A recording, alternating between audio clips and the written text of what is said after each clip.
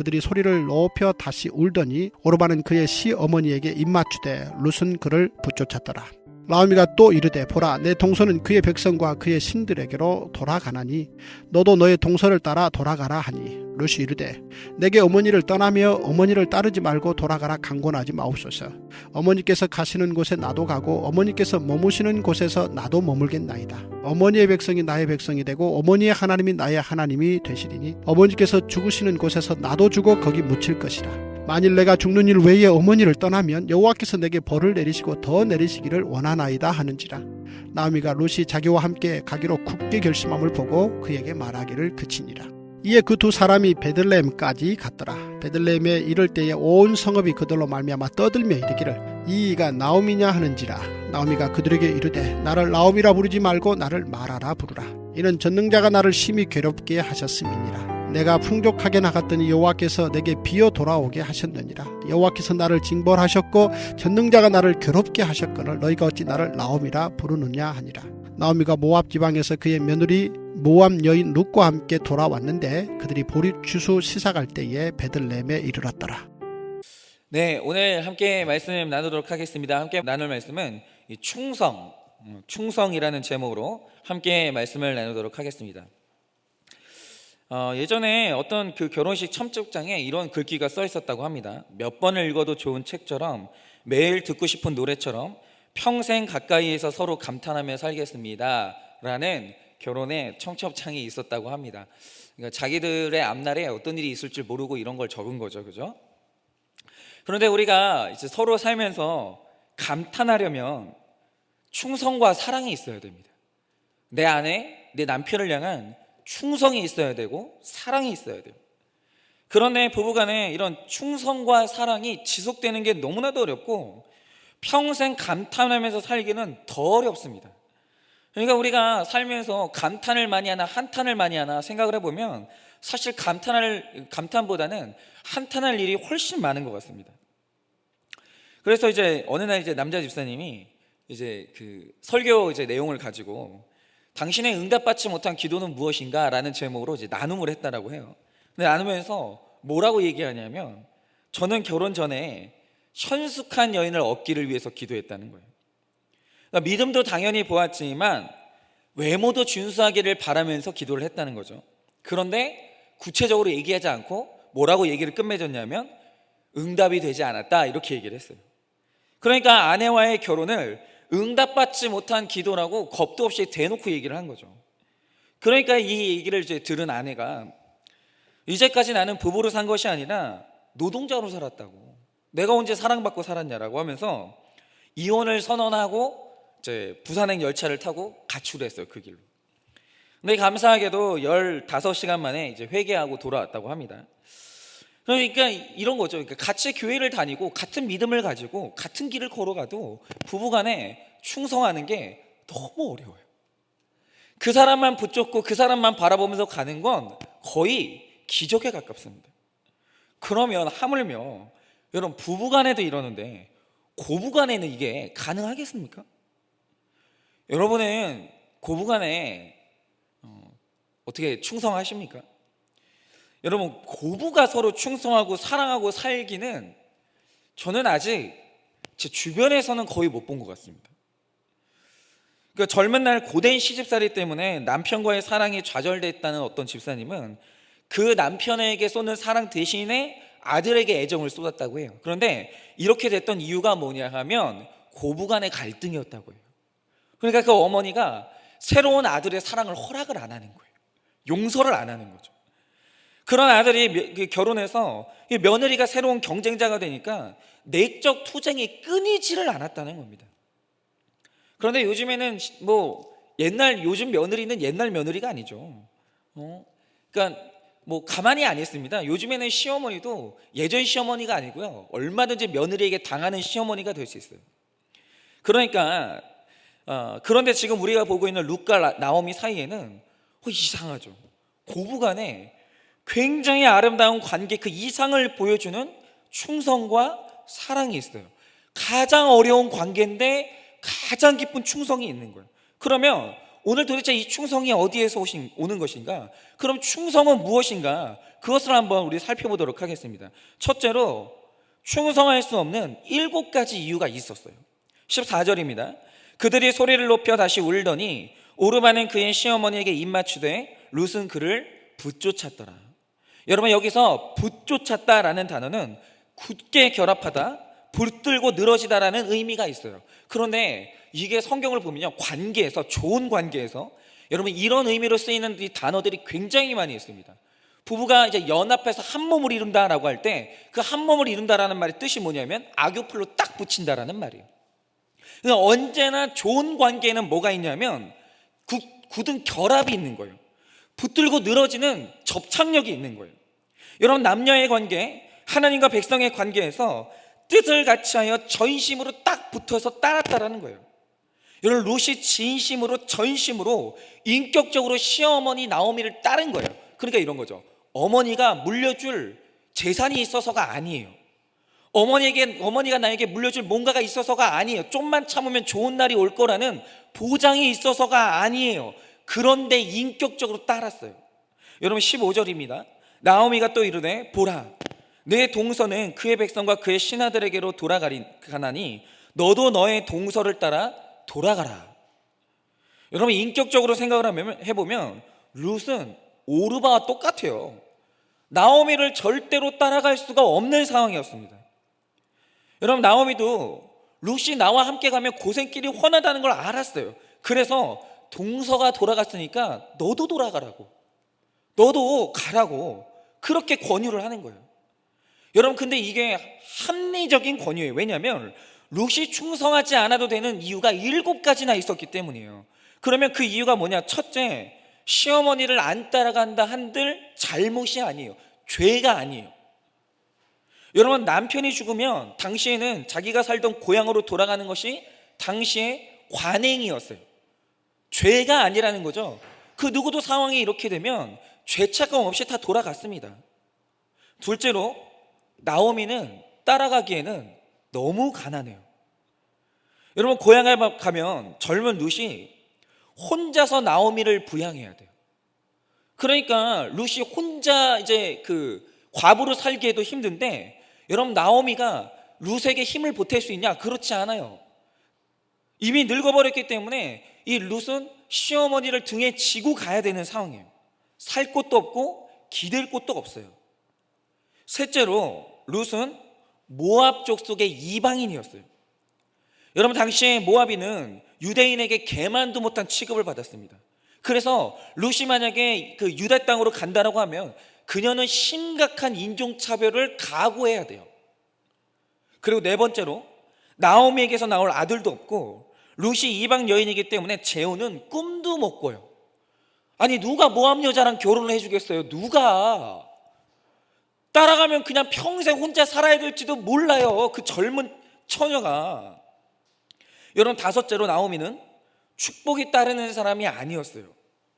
여러분, 본인이 말한 것처럼 여호와의 손이 나를 쳤다고 하는, 세상적으로 보면 되는 것이 하나도 없는 사람이에요. 그래서 여러분, 이런 거죠. 되는 일이 없는 사람 옆에 있으면 옆에 있는 사람도 같이 당해요.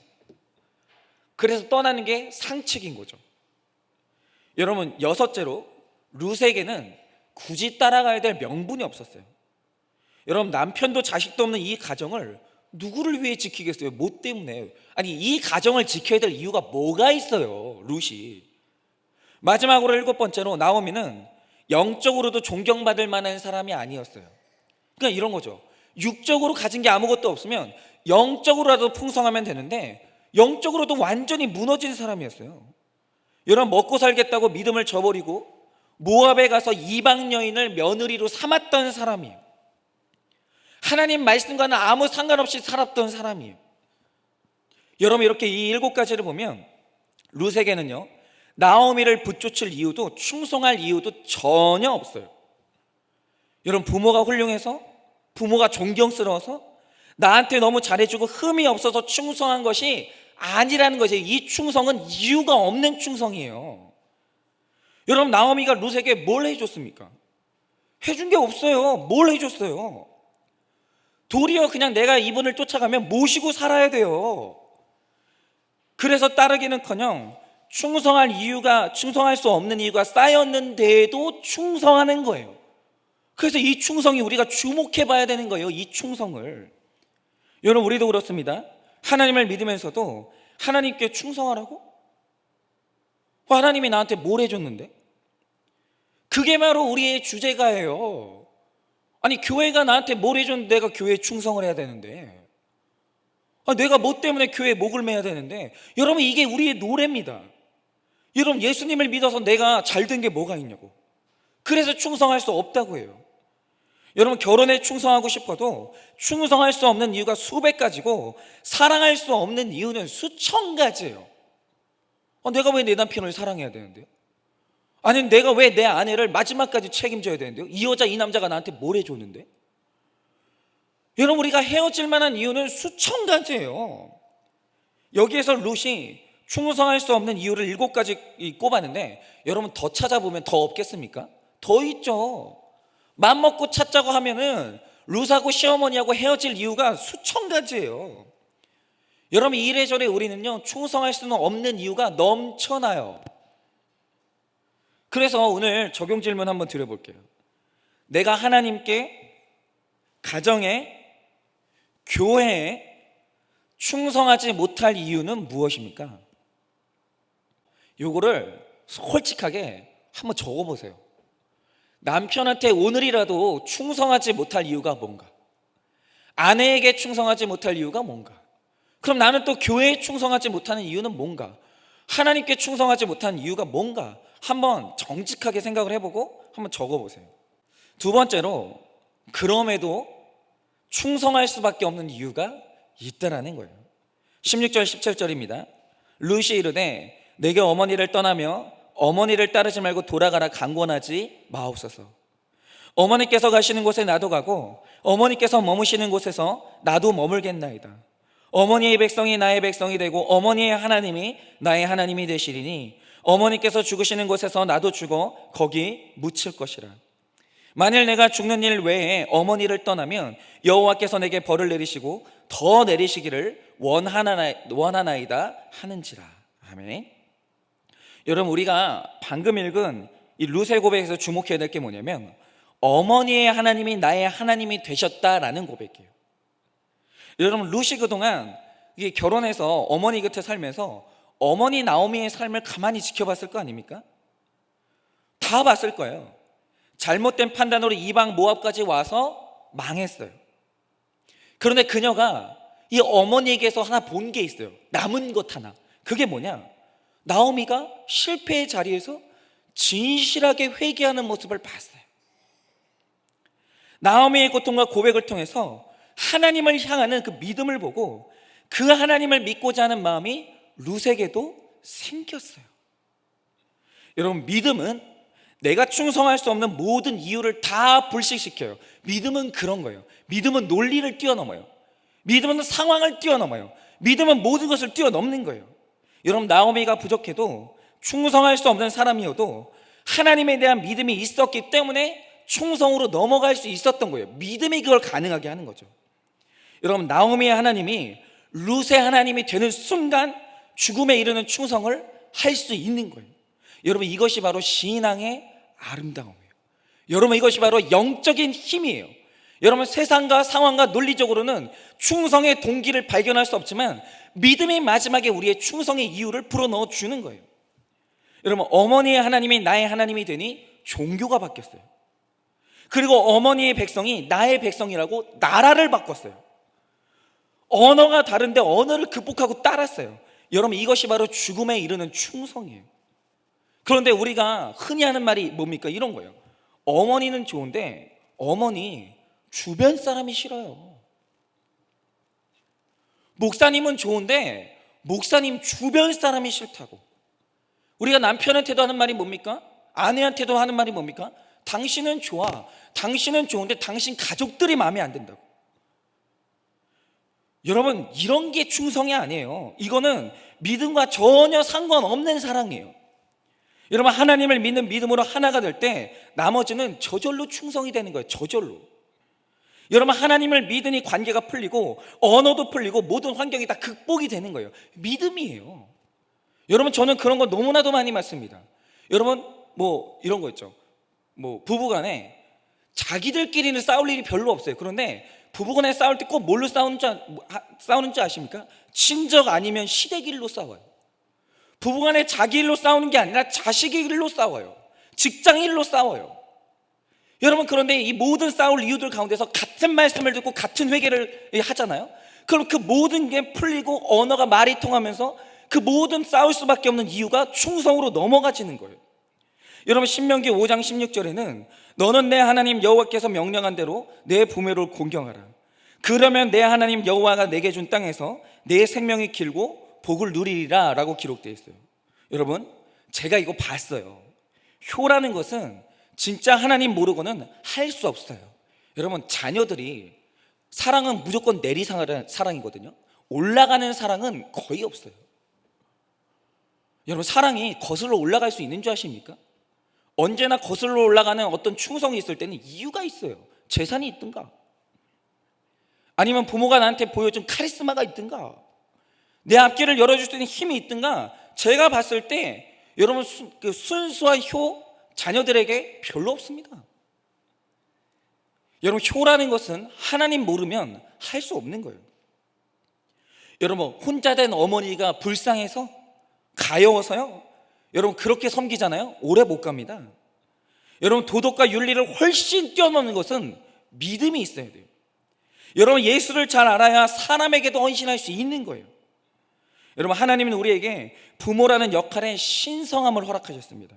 그렇기 때문에 하나님의 권위를 바르게 행사하고 자녀에게 하나님을 비춰주는 역할을 잘 감당해야 돼요. 그런데 다른 거 다 필요 없어요. 뭐 잘해주고, 여러분, 자녀들이 내가 인간적으로 잘해주면 기억할 것 같습니까? 하나도 기억 못합니다.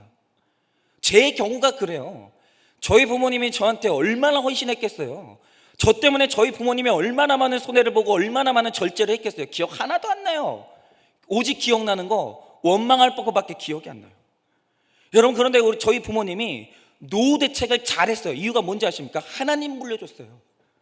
내가 하나님을 믿으니까 감히 부모를 버릴 수가 없는 거예요. 하나님이 기뻐하지 않는다는 사실을 아니까 감히 부모를 거역할 수가 없는 거예요. 그래서 가장 확실한 노후 대책은 믿음 물려주는 거예요.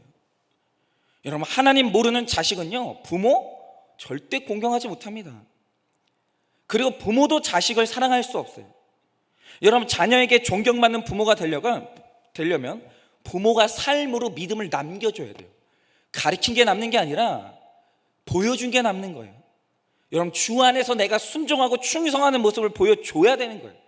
그래서 제가 예전에 그런 일이 있었어요. 예전에 이제 그 교회에서 그 선교 모임이 있었거든요. 근데 이 선교제 그 위원들이 이제 어느 날 이제 그 창이 이제 유리창으로 되어 있는 그 창에 이제 밖에서 이제 성도님들은 다 가고 예배가 다 끝나고 모든 모임이 끝나고 가장 피곤한 때 그 선교하시는 분들이 모였어요.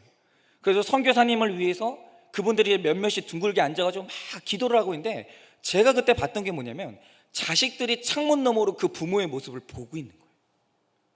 제가 그때 들었던 생각이 뭐냐면, 저걸 목격하고 자라난 아이들이 하나님 떠날 수 있을까? 부모의 저 기도를 목격하고 자라난 저 아이가 하나님 없다고 말할 수 있을까? 저는 그 아이가 봤던 그 어머니의 모습, 그게 그 아이의 일생을 좌우한다고 저는 그렇게 생각을 해요. 여러분, 자녀의 입장에서 예수 그리스도의 생명으로 거듭나면 부모를 바라보는 우리의 시선이 변해요. 믿음은 그런 거예요. 여러분, 육신의 생명을 준 부모이기에 그냥 그것 때문에 감사하게 되는 거예요. 아무리 이상하고 무능력한 부모라도 그분들 때문에 예수 믿게 되잖아요. 그러면 모든 불평의 이유들이 상쇄가 돼요. 믿음이 있으면. 그래서 하나님을 아는 자식만 부모를 공경할 수 있는 거예요.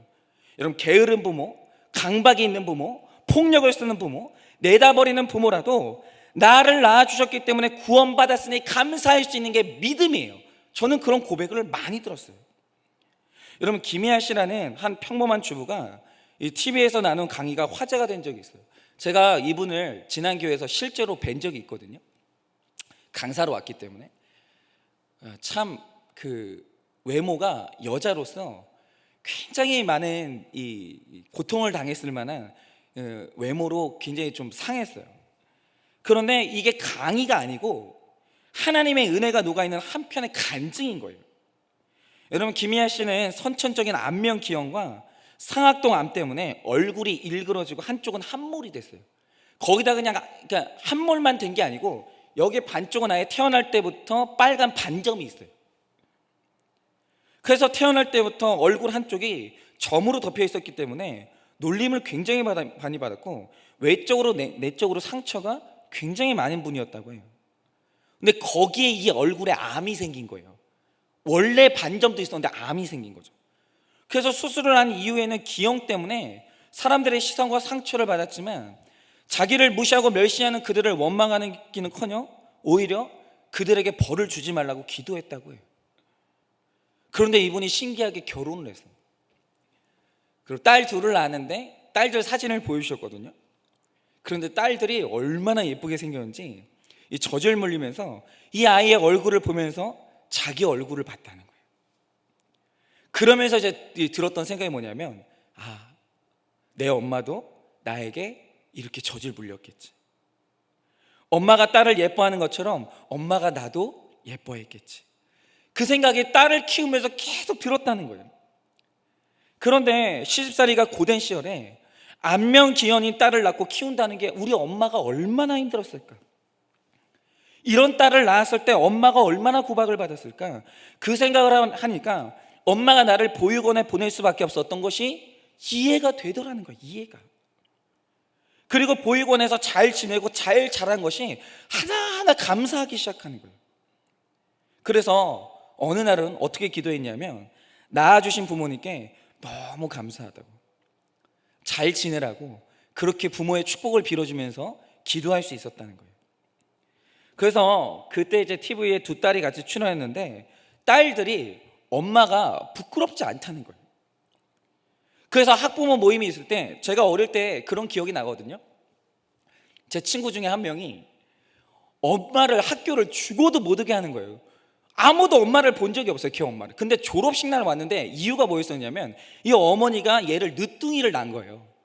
근데 와서 봤는데 어머니가 할머니인 거예요. 그러니까 우리 엄마가 젊지 않고 예쁘지 않다는 것 때문에 얘가 부끄러우니까 엄마를 죽어도 학교를 못 오게 했던 거예요. 그런데 그날 꽃을 들고 왔는데 이 철이 없는 녀석이 엄마 보고 가라고 하면서 엎드려져 우는 거예요. 여러분, 애들이 다 알아요. 애들이 우리 엄마 뚱뚱하잖아요. 유치원 애들이 못 오게 해요. 우리 엄마 못생겼잖아요. 못 오게 해요. 애들 영악합니다. 그런데 얘들은 아니에요.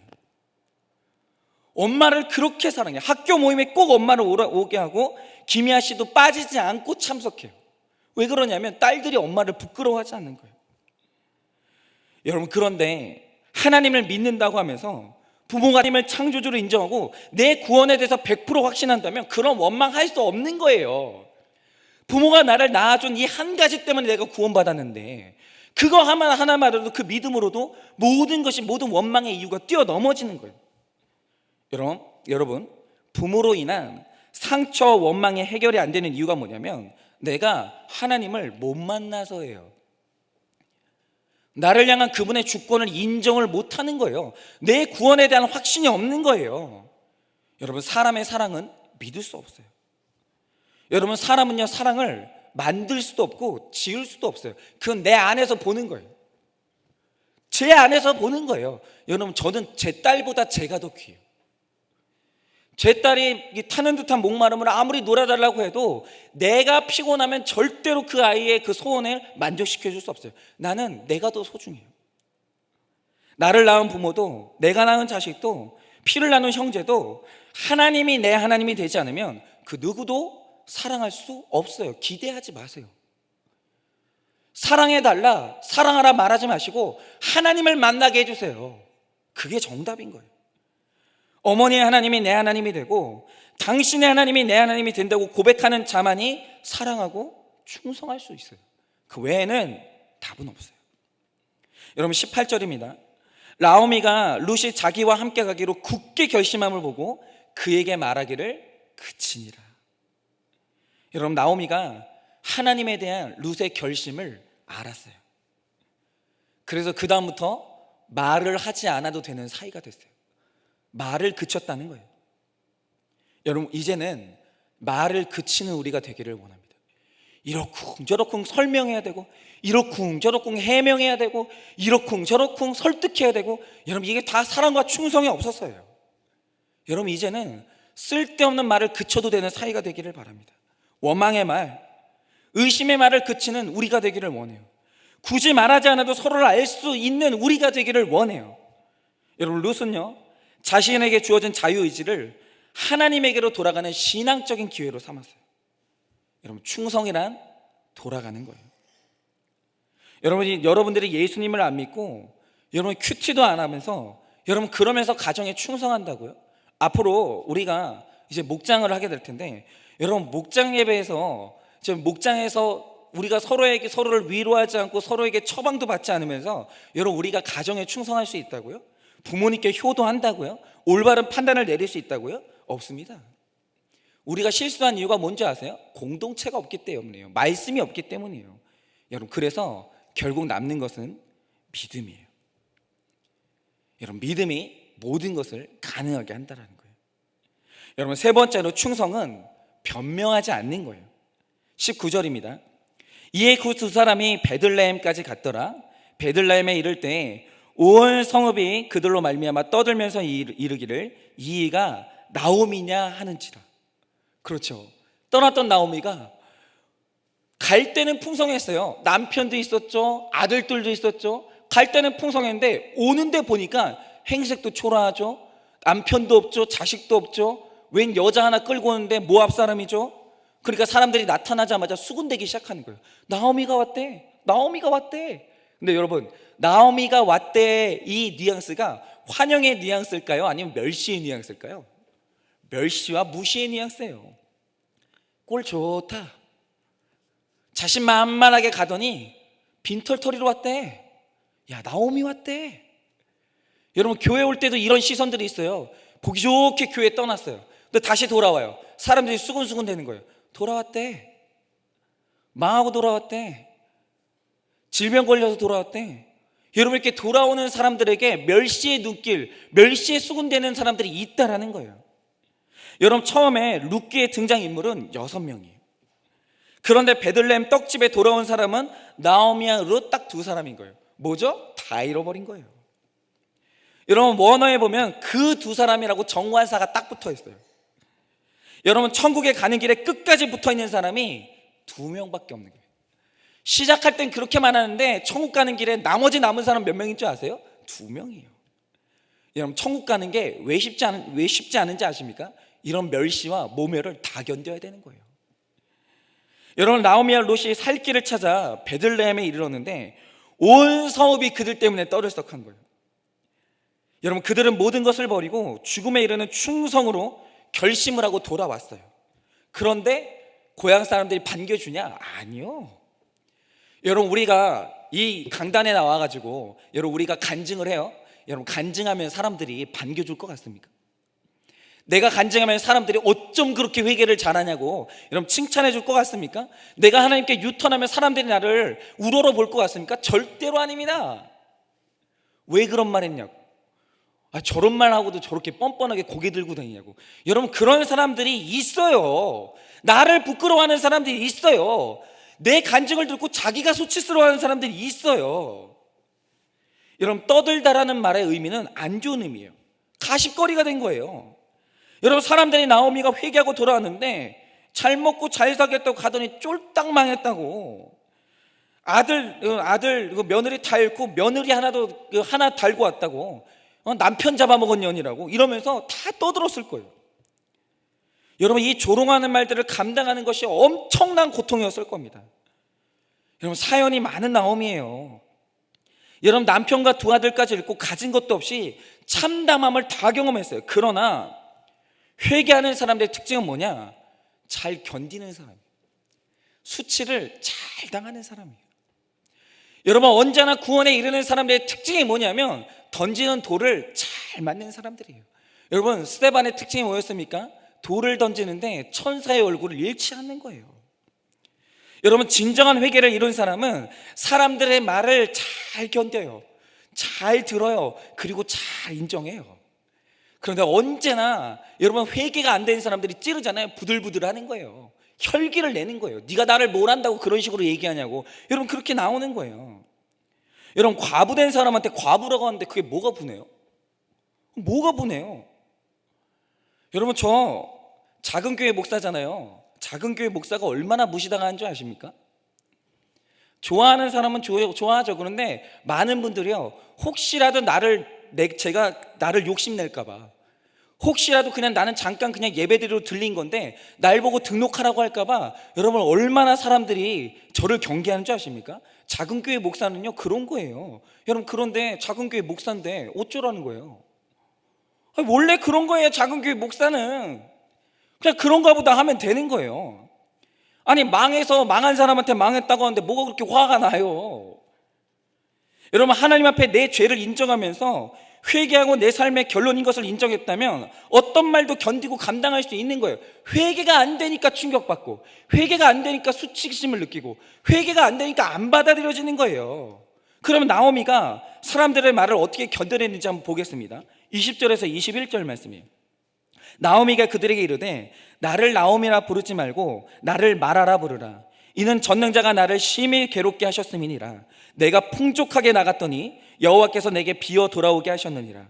여호와께서 나를 징벌하셨고 전능자가 나를 괴롭게 하셨거늘 너희가 어찌 나를 나오미라 부르느냐 하니라. 여러분 나오미는요 희락, 즐거움이라는 뜻이에요. 그런데 마라는 어떤 뜻인지 아십니까? 쓰다, 비참하다는 뜻이에요. 여러분 오늘 나오미가 하는 말이 뭐냐면 나를 희락이라고 부르지 말고 쓰다 비참하다라고 부르라는 거예요. 이게 뭐냐면 나오미가 자기 죄와 초라함을 인정하는 거예요. 그래 나 맞다고, 내가 그런 죄인 맞다고, 내가 망한 사람 맞다고, 나 중독인 거 맞다고, 나는 가난한 거 맞다고 인정하는 거예요. 내가 잘 살겠다고 떠났기 때문에 하나님이 나를 내 죄 때문에 징벌하셨다고 고백하는 거예요. 나는 나오미로 불릴 자격이 없는 죄인이라고 스스로 인정을 너무 잘하는 거예요. 사람들이 떠드는 소리에 상처받지 않아요. 그냥 나오미는 변명하지 않고 인정했어요. 내가 이렇게 될 줄 알고 떠났냐고, 왜 나한테 그러냐고, 그렇게 볼멘 소리 하지 않았어요. 그러면서 나는 어떤 소리를 들어도 마땅한 죄인이라고 이렇게 솔직하게 고백을 하는 거예요. 여러분 어떤 상황에서도 변명하지 않는 것, 내 죄 앞에서 내 죄를 고백하는 것, 내 죄를 알기에 어떤 말을 들어도 맞습니다, 옳습니다 고백하는 것이 진짜 회개고 성숙이에요. 여러분 나오미가 성숙한 믿음과 인격으로 사람들의 멸시와 조롱을 극복해냈어요. 여러분 이 훈련을 거쳤기 때문에 일꾼으로 설 수 있었던 거예요. 여러분 저희가 받는 1:1 훈련이 뭔지 아십니까? 이 훈련이에요. 처음에 100% 죄인 맞냐고 하니까 100% 죄인 맞대요. 근데 찌르니까 100% 죄인 아니더라고요. 얼마나 의의가 많은지. 그런데 시간이 지나면 지날수록 훈련되는 게 뭐냐면 내 죄를 인정하고 아무리 찔러도 아프지 않은 성숙의 사람으로 가더라는 거예요. 이래서 훈련받아야 돼요. 여러분 사람들이 나를 무시하고 손가락질할 때 달게 받고 참되게 회개하는 것이 그게 충성이에요. 여러분 예수님이 어떻게 마지막까지 십자가 졌습니까? 그분이 돌 맞을 때도 인정하고 죄패를 걸어주는데 변명하지 않았기 때문에, 충성했기 때문이에요. 여러분 히브리서 12장 8절에서는 이렇게 되어 있습니다. 징계는 다 받는 것이거늘 너희에게 없으면 사생자요 친아들이 아니리라 라고 했어요. 여러분 징계라는 단어에는 훈련이라는 뜻이 있어요. 여러분 그렇습니다. 저희가 받는 1:1 훈련에요 뭐가 있는 줄 아십니까? 징계가 있어요. 그 징계가 뭐냐? 적용이에요. 남편의 질서에 순종하지 못했다? 징계해요. 적용하시라고. 여러분 관계를 내가 깼다? 징계해요. 이거 적용하시라고. 그런데 그렇게 하는 이유가 뭡니까? 하나님이 그를 사생자로 여기지 않기 때문에 징계하시는 거예요. 그냥 깨진 관계를 놔두지 않고 적용시키시는 거예요. 여러분 나오미도 그 사랑을 알고 당당하게 간증했어요. 여러분 룻도 모든 것을 포기하고 믿음으로 나왔기 때문에 나오미의 그런 말이 섭섭하지 않았기 때문에, 누군가 나를 대단하게 인정해 주지 않아도 괜찮은 거, 다 버리고 쫓았는데 존재감도 없고 무시까지 당해도 아무렇지도 않은 것, 이것이 바로 충성의 모습이에요. 나를 몰라줘도 괜찮다고, 가정에 쓰임받고 교회가 쓰임받는 것이 감사하다고 고백하는 사람이 충성된 일꾼이에요. 그런데 연말에 무슨 이렇게 직분 주면은 왜 내 이름이 여기 없냐고, 내가 얼마나 충성했는데 내 이름이 왜 맨 위에 없냐고. 여러분, 이건 충성이 아닌 거예요. 여러분, 마지막으로 네 번째로 충성하면 추수할 것이 있다라는 거예요. 여러분, 22절입니다. 나오미가 모압 지방에서 그의 며느리 모압 여인 룻과 함께 돌아왔는데 그들이 보리 추수 시작할 때 베들레헴에 이르렀더라. 이게 이 말씀의 은혜예요. 여러분, 믿음으로 충성하며 내 죄를 인정하면서 왔더니 보리 추수 시작할 때 베들레헴에 이르게 하신 거예요. 흉년이 들어서 떠났는데 풍성할 때 돌아오게 하신 거예요. 내가 하나님께로 돌이키고 말씀대로 살고자 하면 흉년이 끝나고 풍년이 시작된다는 거예요. 여러분, 내가 충성하고 말씀대로 적용하면 반드시 하나님은 은혜를 베푸신다는 거예요. 회복을 주신다는 겁니다. 여러분, 상황마다 충성된 모습을 보여준 어느 집사님의 이야기예요. 집사님이 교회를 오시다가 교통사고가 나서, 교회를 오다가 교통사고가 나서 입원을 했는데, 근데 왜 그런 경우 있잖아요. 나도 내가 알아요. 별로 안 다쳤는데 몸이 괜찮은데 안 해도 되는 입원을 한 것 같아가지고 마음이 찔려가지고 회개를 했어요. 여러분, 이게 첫 번째 충성이에요. 여러분, 링거를 맞으면서 머리도 아프고 속이 울렁거리는데, 그런데 그때 새언니의 전화를 받았어요. 근데 뭐라고 하냐면, 당신 오빠랑 이혼해야 될 것 같다고. 내가 당신 집에 시집 와가지고 무시만 당하고 살았다고. 그러면서 신우인 집사님을 원망하면서 화를 내는 거예요. 그런데 그런 새언니에게 뭐라고 했냐면, 언니 말이 맞다고, 너무 미안하다고, 우리가 그동안 언니 마음을 몰랐다고, 미안하다고, 용서해달라고 빌었어요. 그 아픈 와중에. 여러분, 이것이 바로 이분의 둘째 충성이에요. 그리고 나서 몸이 안 좋아지는데도 이 집사님이 이 가정 살려야 되겠다, 그 생각이 너무 간절해지는 거예요. 그래서 머리가 아프고 핑핑 도니까 구토를 하면서도 오빠한테 전화를 했어요. 그리고 교회 한 번도 안 가본 오빠한테, 오빠 가정 살리고 싶으면 교회 오라고, 반드시 오빠는 교회를 와야 가정 살릴 수 있다고. 여러분, 이렇게 오빠에게 신신당부를 했어요. 이것이 바로 세 번째 충성이에요. 그리고 나서 그 오빠가 그 예배뿐만이 아니라 작은 소그룹 모임에 와서 함께 말씀을 나눠야 될 것 같아서 간구를 했다라는 거예요.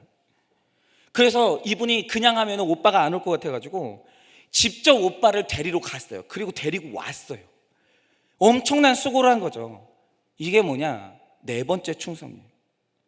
근데 이 집사님의 이 수고로 오빠가 부부 목장에 참석을 했는데, 오빠는 목장 내인의 고개를 들지 못하면서 은혜를 받고 자기 아내에게 용서를 구하는 징벌을 받겠다고, 적용을 하겠다고 그렇게 얘기를 했어요. 그리고 주일에도 예배를 드리고 가정을 생각하면서 이 고통의 눈물을 흘렸다라는 거예요.